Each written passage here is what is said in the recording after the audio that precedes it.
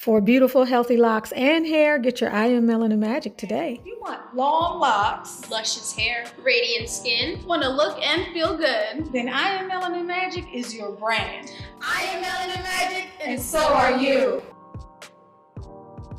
If you are not using Melanin Magic hair oil, then what are you using? Hi, I'm the creator of the I Am Melanin Magic skin and hair care brand. The I Am Melanin Magic hair oil is our premier product. It is the leading high-end supplement for your mane. It reduces breakage and promotes growth and can be used on all hair types and looks, from straightened hair and microlocks to wigs and protective styles. It's antifungal, antibacterial, and it's anti-funk, so you know you're protected. It softens and conditions your hair, and it's anti-frizz too. Hey guys, so I started using this oil called I Am Melanin Magic since February of this year, and check out the new growth. Like, it's insane. Not only did it help with my new growth, but it smells amazing too. See the dramatic improvements Denisha has made after not having hair around her edges for 3 years. Tanya's hair had been like this for almost 20 years, and while getting injections. Her doctor said it was scarred and would never grow back. After 4 weeks of using I Am Melanin Magic, this is what she looked like. I Am Melanin Magic did this to Danette's hair after a short time. This is really all your hair needs. It's rich with antioxidants, loaded with growth-promoting ingredients. Look at the growth of my hair. It's amazing. The product speaks for itself. Order yours today and don't delay. Don't delay, purchase yours today. I Am Melanin Magic, and so are you. Hello. Welcome to Tanisha's Locks Beauty Tips and Potpourri. Thank you for returning to the channel. If you're one of my OGs, one of my beautiful supporters, one of my kindred spirits. If you are new to the channel, I'm glad to have you up here in the house. Do not forget to like, share, and subscribe. Today we are talking about things that you need to avoid if you want to keep your locks strong. You guys know when I come on here, I'm talking a lot these days about how to keep our locks healthy. We have invested thousands of dollars into this style, whether you call it a TinyLoc, a Microlock, a Sisterlock, whatever it is you call it. 9 times out of 10, it took you a few days or many hours to get them installed, and you have paid many Benjamins over the lifetime of your installation, your retightenings, and everything else that you may do to maintain your hair. The last thing you want to have to deal with is them starting to break off. Whether they break off early in your journey, whether they start to break off, sometime after you've had your locks for a long time, like yours truly here, especially when it comes to things that you yourself are not directly responsible for. Now, y'all know I'm OCD when it comes to lint, and I have broken off many an end and have shortened my hair because of my fixation on picking at things that most people cannot see. I'm not talking about that type of stuff, the things that you self-inflict. That's not what I'm talking about. I consciously know that I need to stop doing that, but I have a tweezer in my purse. I have one in both cars. I have one in the bathroom. But I'm learning new ways. I am evolving, all right? And I will share them with you as time goes on. But I'm talking about the things that you want to do that are fun for you, that you don't necessarily think will break your hair off, or you may not necessarily be sure will break your hair off. Those are the things that I'm going to talk to you about briefly today. Don't forget to hit that thumbs up button. Don't forget to like the video, share, subscribe, and comment, and tell me what is something that you think you are doing that you know is harmful to your hair, or that is going to contribute to possibly the dreaded breakage. As I said earlier, one of the things that I'm really big on, because I've been at this journey for a minute, y'all, and I'm learning a lot. After 12 years, I think I have married 3 locks that I chose to do on my own. I think that I have at this time not experienced any what I would call breakage other than pulling the ends off of locks due to, you know, whatever it is I may deal with regard to picking at my ends. Now, I do think that I probably have had some thinning and breaking of my ends or some weakening of my ends due to color. And since that's where I went, I'm going to go ahead and start with that as the first thing, and that is coloring. Each time you lighten your hair, and you go, first of all, lightening it in general, but when you go up more than 1, 2, 3 shades and you continue to lighten your hair, you put more hydrogen peroxide or bleach or whatever it is you're using to lighten the hair, is creating a chemical reaction. It's creating something that ultimately changes the bond or the structure of your hair, and that comes at a price. That's something that if you can avoid doing it, avoid doing it. And if you do it, see if you can't go for a color that doesn't require that much lift from your original color. See if there's not something you can do in the way of a rinse. For example, I've let everything come out of my hair with regard to rinsing and everything else, okay? And what you see here is what I was left with when I first started coloring many moons ago. If I were to put a rinse on this like I used to, the burgundy or the red rinse, it's going to be a beautiful rich color because I already have this. But I had to do this first, which initially, you know, when I think about it, this is really old hair, but it's not that old, because when I started with the Vidal Sassoon Runaway Red and that gave my hair some lift, that put the chemicals on my hair that began to cause my tips to do what they do. It weakened them, it dried them out. The more that I've let that color leave my hair without fighting it, the more my hair has actually become less dry, less stiff, and it feels more like my hair felt when I first got my locks, okay? Literally, I see major change in that. And I think it's because it's been about 2 years now that I have not done anything to my locks in terms of at least that runaway red stuff. Now that I think about it, I don't think I did it during COVID. So it may be 3 years since I've had any actual coloring. What I was doing was I was putting the rinse in my hair. So here we go, y'all. It's like, you know, going levels lighter in your hair are going to help to destroy your hair, especially when you're going more than 3 levels lighter. It's going to create breakage in your hair. So you want to be mindful of that. You want to avoid that as much as you possibly can. If you're going to color your hair, then you need to make sure that you're doing everything you can on the front end to keep it healthy, and everything that you can do once you get the color in to keep your hair healthy. You may have to give up some of the styles, because your hair, what you're trying to do is limit the amount of stress on your hair. You can't be putting color on your hair, blow drying it, styling it and braiding your locks and putting updos, and not sleeping with a cap, and using clarifying shampoos and apple cider vinegar rinses every week, and washing on a regular basis. You can't be doing all of those things and still having the color. If you know that you're going to be doing something to your hair that's going to compromise the health of your hair, limit the other things and see what you can do to coddle your hair to give it the extra support that it's going to need. Okay, on to number 2. Something else that I feel can help to create breakage in your hair is hair that is dry and brittle. Many of us come to this journey with our own hair care practices, things that we've been doing for quite some time because it was working or because we know what our hair needs.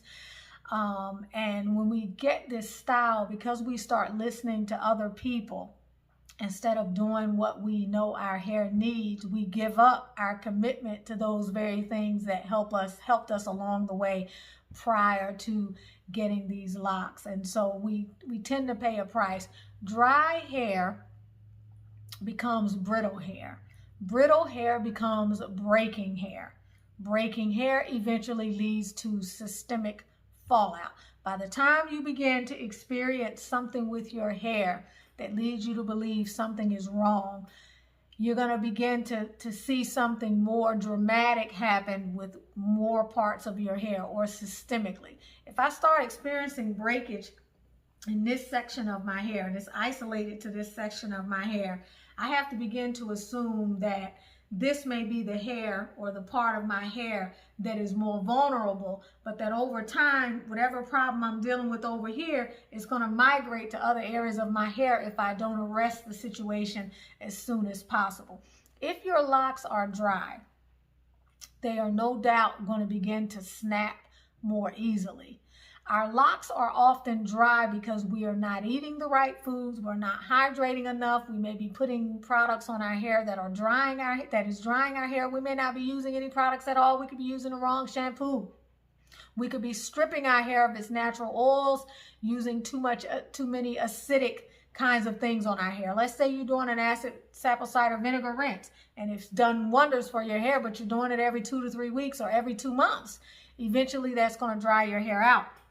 Let's say that the water in your part of the country is very drying and it strips the mineral content out of your hair, or it's very hard on your hair and it creates dandruff. And then the dandruff begins to lead to other problems which contribute to drying and the irritation of your scalp that also helps to create a climate that allows your hair to be more prone to breakage and fallout. Whatever it is, if there's something that you're doing to your hair, or there's a condition, whether it be your diet or medicine or anything, medication, if there's something that you're doing to your hair that is contributing to the drying, or that is happening, something that's happening with your hair that is allowing you to recognize that your hair is drying out, you've got to do something. It's just that simple. Either you choose to be proactive and you don't allow your hair to be dry, or you find a way to seal in the moisture, or you wait until you have a problem and you recognize that your hair is dry, and then you start trying to do breakdown maintenance, which by that time it's too late. The point is, we want to monitor your hair enough to know, this is especially for those of you out there who feel like you don't want to use oils on your hair. That's your prerogative. That can work for you in the earlier part of your journey, but at some point in your journey, your hair is going to need additional support. At some point in your journey, your hair is going to need supplementation. All right. And if you don't believe it, continue this journey beyond the length of time that you have, times 2 or 3 or post 4 or 5 more years, and notice that our hair has changing needs, and what may have worked at one particular time may not continue to work, especially if you start experiencing the fallout from such as thinning, such as hair that pops easily, hair that tangles more frequently, hair that just doesn't seem to have a shine, that doesn't seem to bounce back, doesn't feel heavy, doesn't feel healthy, it feels dry. It pops when you touch it. You start to notice areas where your hair is thinning or balding. This may be calling you to look for something that's going to bring more moisture and something that's going to help you hold the moisture. Now, hair can hydrate, but there are also products that you may be needing. Namely, I Am Melanin Magic. I have plenty of products which are very good for your hair. You can go to the website. There may be something that you're needing that's going to help remineralize and reinvigorate your hair, that can condition your hair, that's going to help you keep it moist or hold in moisture or provide the things that your hair is being stripped of. In other words, hair food. You may find yourself in a situation where you have to make a decision, because while you may not have been using any type of oils in your hair, after a while your hair may begin to rebel. It doesn't matter how beautiful your skin is. If you get up every day, the majority of us, and we wash our face, even if we don't use soap or cleansers, eventually, depending upon the season or depending upon the season of our life, our hair is going to need more from us. And if we don't our skin is going to need more from us. And if we don't give our skin what our skin needs, then what's going to happen? Our skin is going to rebel. It's going to start to get dry. It's going to start to look very dull. It's going to feel tight. Okay? We're going to start to notice fine lines more readily. We're going to start to notice wrinkles. We're going to start to notice that our skin simply does not have the elasticity that we once had. That's because our skin needs some type of supplementation. Today, our food, same thing. You have to supplement. You're going to probably need vitamins. You're going to need to know what it is, start to pay attention, what it is in your food that maybe is not working with your system. You're going to have to find ways to build capacity, to build strength, to renew yourself. Your hair is no different. If you go through life and you don't renew your mind, you don't read, you don't learn, you don't take in anything new to supplement the belief system that is always operated in your life, you're going to become deficient. You're going to be at a deficit. Something is going to stagnate. It is not going to be able to grow. Why should our hair be any different? Do we think we can withstand the elements? Whether it's the polluted water, whether it is the environmental assault on our hair, whether it is the drying that comes about as a result of the heated environment in the wintertime when the air is dry and less humid, if we think that we can withstand those things, if we think that we can withstand some of the harsh things that are in the foods that we eat, even some of the stuff that we think is healthy, and we don't think that we're going to have to supplement our hair, we are sadly mistaken. Your hair needs help the same way your skin needs help, the same way your organs need help and need additional support, the same way everything else in your life needs help. It's important to find what it is you need to put in your hair to keep it from drying out or to provide extra support for your hair when it feels dry. This is not to say you may need to do this 365 days out of the year. Maybe summer and winter are the times you need to be watchful of. But the main thing is, don't think that you're going to go through this journey if you're someone that doesn't use oils on your hair and that you're going to be able to continue never using oils and that you're never going to have problems on your hair. Because even when you get your retightenings, the friction of not having oil on your hair is going to cause your hair to pop so much faster or so much more readily or so much so much more often than it would if you were using some type of oil or something on your hair that would allow the tool to glide through your hair without catching on your hair, or that would allow your loctician to detangle your hair, the married hairs or the loose hairs, without actually creating more friction and causing them to pull hair out, okay? The third thing I want to talk to you about is caring for your locks and loving on them and doing all of the things that you need to do to keep them healthy, okay? Primarily what I want to focus on is the interim care in between your retightenings. A lot of times people take a very hands-off approach when it comes to this journey, and you just cannot be hands-off. I say this all the time. You have to actively participate in your own rescue. You cannot turn your hair over to your loctician if you have one and you're not doing your own locks, and just sit in that chair every 6 weeks and then just, you know, when you're done, run off to the races and never check your hair again until it's time for her to wash it or for her to do another retightening. That is probably one of the number one reasons why you end up in a catastrophic situation and you wake up one day to realize that your hair is full of lint, or your hair is breaking, or your locks are thinning, and you've been sitting in the same chair with someone for years, or in the same chair with a few people for enough time for someone to have told you what's going on with your locks, and you don't know, and now you're mad and you're angry and you want to know, how could this happen to me?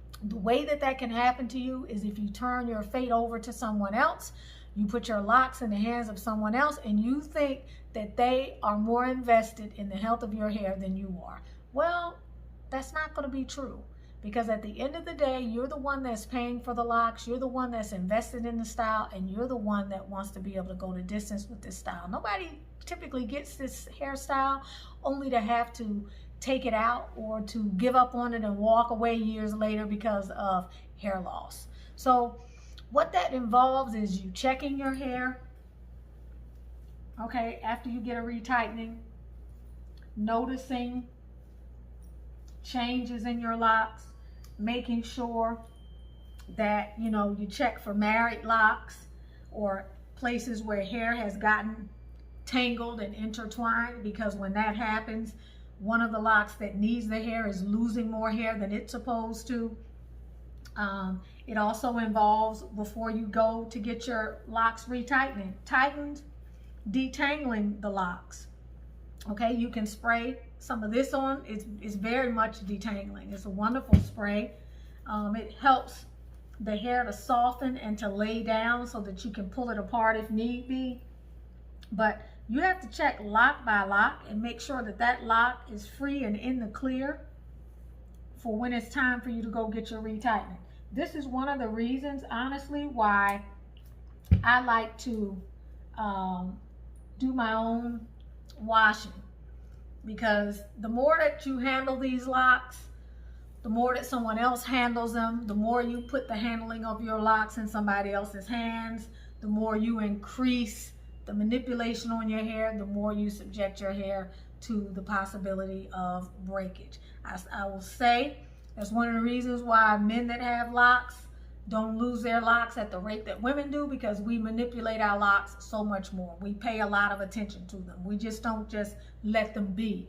And so anything that you can do that reduces the amount of manipulation that your loctician has to do, you do for the strength and health of your locks. All right?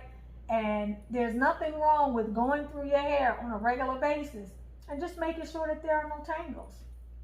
Okay? And if you notice a tangle, just gently pull it apart. Put a little spray on it, put a little water on it, and just gently pull it apart. Use it as an opportunity to just kind of love on your locks. But whatever you do, know that you have the responsibility ultimately for guarding your sister locks. Know that nobody else is going to be as committed as you are. I don't care how much they smile. I don't care how much you tip them. I don't care how long you've been sitting in that chair. I don't care about any of that.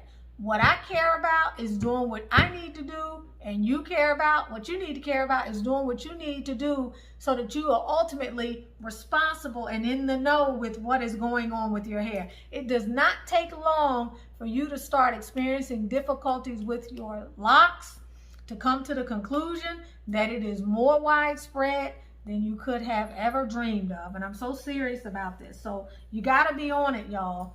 Okay, reduce the amount of manipulation by maintaining your hair in between the retightenings. Keep it tangle free. Occasionally run your fingers through your scalp like this, but doing this is not enough before retightenings. You got to take the time to untangle. And this is even if somebody's washing your hair. Still take the time to untangle your locks. Okay, because less tangling before a shampoo is going to be less tangled after a shampoo. There are two last things that I want to bring to your attention before I close the video out. One of them is the retightening, and then the other one is when you wash your hair, being careful about, especially when you have more length, it may still behoove you to braid and band.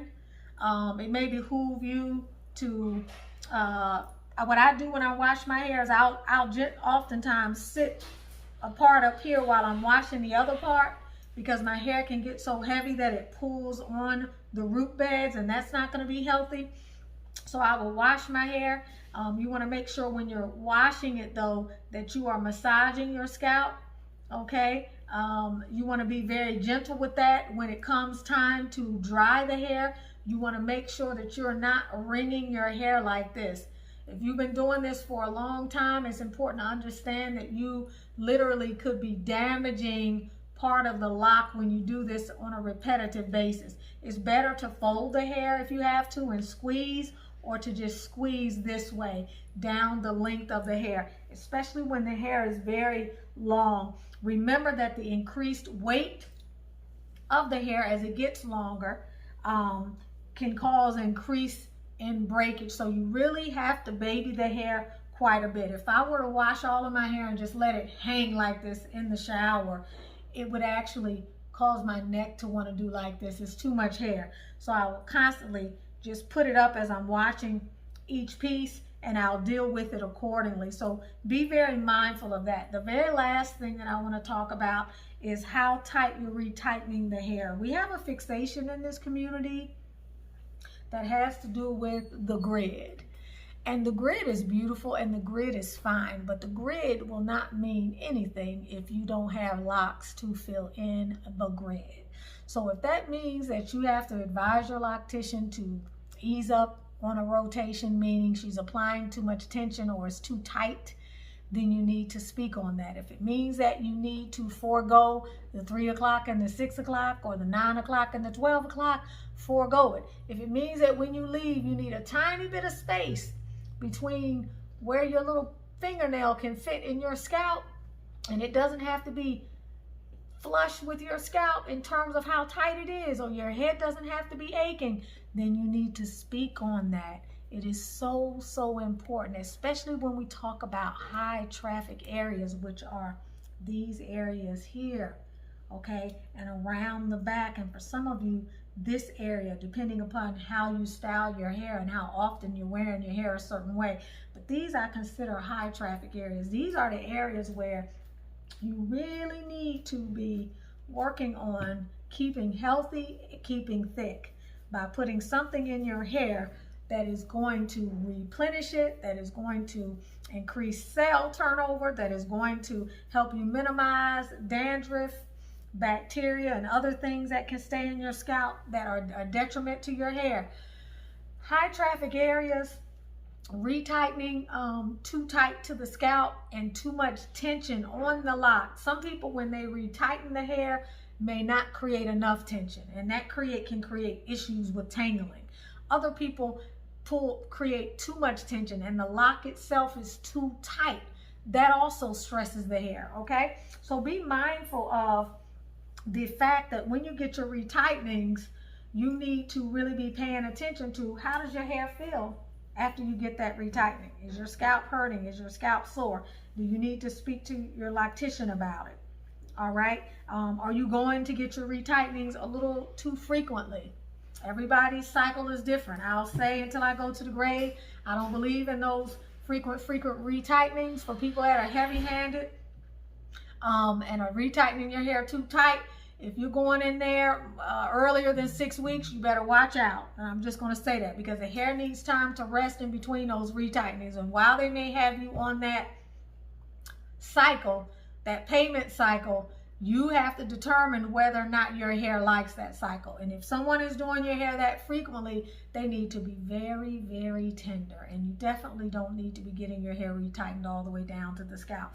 Y'all, the trauma that you experience during retightenings can be very similar to the trauma that our hair experiences when we put certain chemicals in our hair that breaks the hair down. And the last thing you want to be doing is building your hair up and then having it break down each time you get the retightening. So if you need to talk to your loctician about a different retightening schedule, even if it means just a week, or if you feel like you may need to learn how to do your own hair and do your own retightenings because you're afraid of what is going on with your hair and you know that your hair needs more TLC, then definitely consider that. You're with Tanisha Ali, okay, of Tanisha's Locks, Beauty Tips, and Potpourri. If you have something to share that you think contributes to hair breakage, please do so. If you're interested in the product, the 8-ounce premium hairspray blend, please go to IamMelaninMagic.com. It's in the description. If you're experiencing thinning and balding, you may want to try the Magical Hair Growth Serum. The label is a little darker than this, but it's a wonderful way to try to tackle some of the challenges with thinning hair. This is more medicinal. This has had that same effect for a lot of women indirectly, although this is created for the primary purpose of conditioning and strengthening your hair and providing an environment where your hair is able to grow. The anti-aging serum, which honestly is what you see on my face for the last 3.5 years, that is helping to smooth out these lines. It keeps my skin feeling very elastic, soft, and looking radiant. This is what I use on my skin. You just need a drop or two. You can mix it with your favorite cream that you put on your face, or you can use it all by itself. You can also use this to clean your skin. It's very good. I have very sensitive skin. I have acne prone skin, and this formula does not break me out. It in fact evens my complexion, keeps my skin feeling good and looking radiant. You can get that on the site. It is on sale, 2 for $75 currently, and that will be the price of it up through the end of November. I love y'all. Have a beautiful rest of your day, and I'll see you soon.